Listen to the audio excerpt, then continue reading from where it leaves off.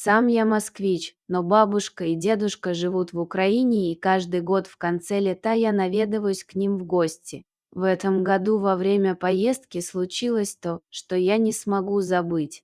К родным я приехал уже в первых числах сентября. Жара спала, и дедушка предложил сходить в лес за грибами, как раз начался их сезон.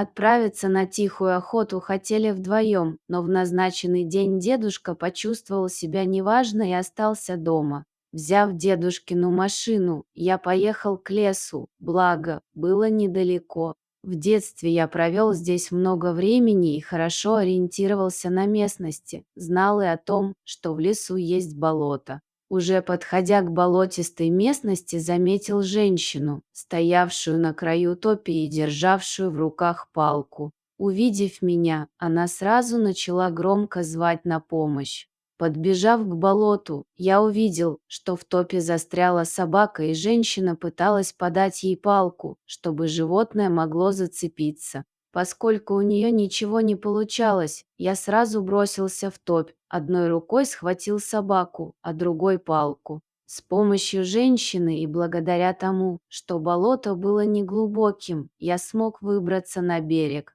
Спасенный нами щенок оказался девочкой 3-4 месяцев, напуганной и больной. Было решено сразу же везти ее к ветеринару. Со мной поехала и моя новая знакомая.